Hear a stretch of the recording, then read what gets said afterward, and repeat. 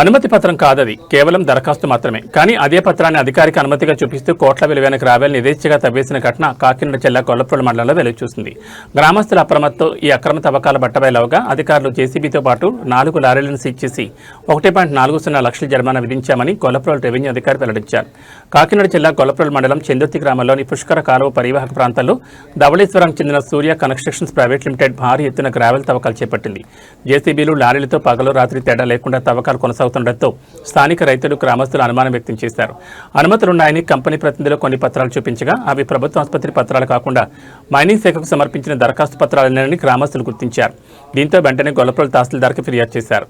ఫిర్యాదుపై స్పందించిన రెవెన్యూ అధికారులు సంఘటనా స్థలాన్ని చేరుకుని పరిశీలించగా అధికారిక మైనింగ్ అనుమతులు లేకుండానే తవ్వకాలు జరుగుతున్నట్లు నిర్ధారించారు.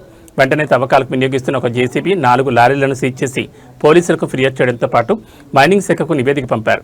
రెవెన్యూ నివేదిక ఆధారంగా జిల్లా మైనింగ్ అధికారులు సూర్య కన్స్ట్రక్షన్స్ పై 1.40 లక్షల జరిమానా విధించారు. అంతేకాకుండా జిల్లాలో ఇతర ప్రాంతాల్లో కూడా ఇదే తరహా అక్రమ తవ్వకాలు జరిగాయా అనే దానిపై సమగ్ర విచారణ చేపడతామని అధికారులు తెలిపారు. దరఖాస్తుని అనుమతి పత్రంగా చూపించి ప్రభుత్వ సంపదను అక్రమంగా తరలించేందుకు ప్రయత్నించిన ఈ ఘటన ప్రస్తుతం జిల్లా వ్యాప్తంగా చర్చనీయాంశంగా మారింది. మరోవైపు సూర్య కన్స్ట్రక్షన్ యజమాని మాట్లాడుతూ అన్ని అనుమతులు ఉన్న అధికారులు మాత్రం అన్యాయంగా జరిమానా వేస్తారని ఆవేదన వ్యక్తం చేశారు. ఆయన సైట్ ఇన్ఛార్జ్ కదా.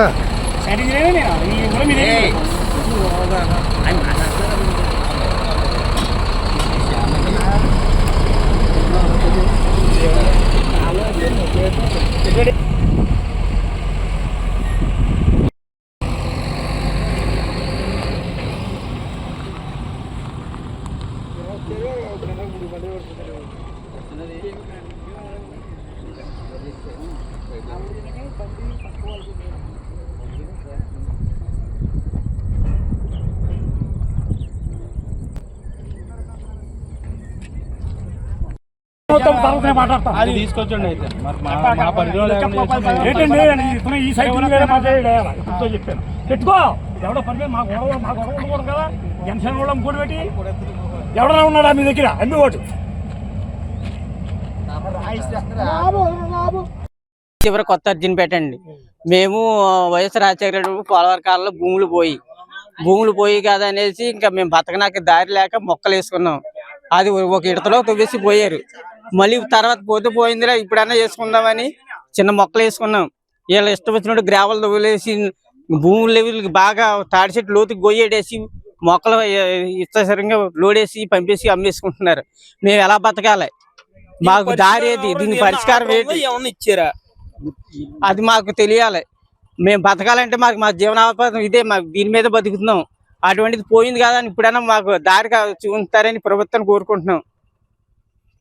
వైఎస్ రాజశేఖర కేహెచ్పేట చెందిర్తి కొత్త వజ్రకోటం అక్రమంగా గ్యావలు దొరలిస్తున్నారు.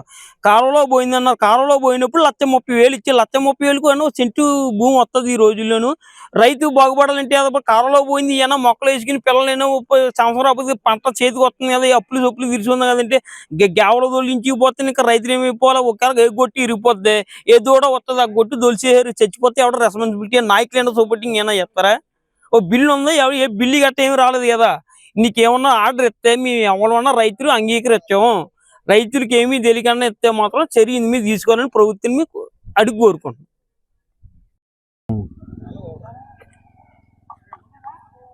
నమస్తే అండి, నేను గొల్లప్రోలు మండల రెవెన్యూ ఇన్స్పెక్టర్ అండి.